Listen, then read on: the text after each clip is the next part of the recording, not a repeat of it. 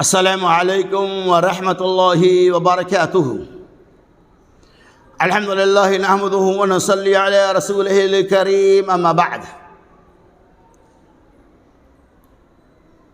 قال عثمان بن ابی العاص رضی اللہ عنہ: یا رسول اللہ، ان الشیطان قد حال بینی وبین صلاتی، ان الشیطان قد حال بینی وبین صلاتی وقراءتی ویلبسها علیہا۔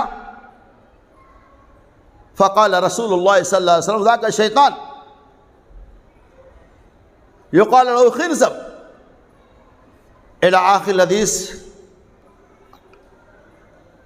حضرت عثمان بن ابی العاص رضی اللہ تعالیٰ عنہ کہتے ہیں: اے اللہ کے رسول صلی اللہ علیہ وسلم، ان الشیطان قد حال بینی وبین صلاتی، بے شک شیطان میرے اور میرے نماز کے درمیان داخل ہو جاتا، وقراءتی، اور میری قرأت کے درمیان، یلبسها، اور وسوسہ ڈالتے ہیں۔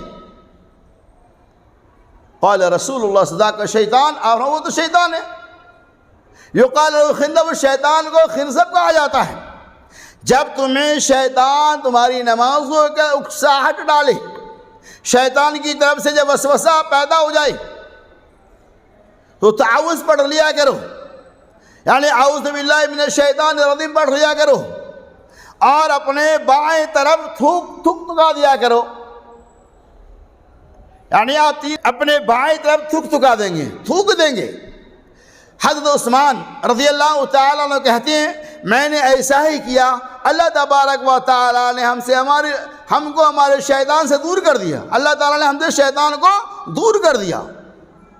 اب اس حدیث پہ غور کیجئے تو یہ بات عظم شخص ہو جاتی ہے کہ نماز کے اندر شیطان کا داخلہ ہوتا ہے، نماز شیطان میں داخل ہوتا ہے۔ ہماری قرأت کے درمیان، ہماری نماز کے درمیان، ہمارے رکوع اور سجود کے درمیان، ہمارے قیام کے درمیان شیطان مداخلت کرتا ہے، شیطان نماز میں داخل ہوتا ہے اور ہمیں اکساتا ہے۔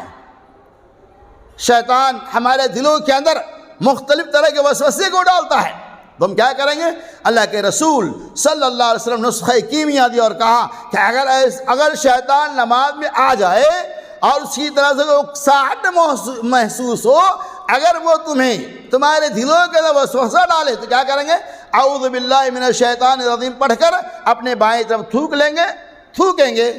انشاءاللہ شیطان کے وسوسے سے ہم محفوظ ہو جائیں گے۔ اللہ تبارک و تعالیٰ سنی حدیث کے اوپر ہمیں اور آپ کو عمل کرنے کی توفیق رفیق عطا فرمائے۔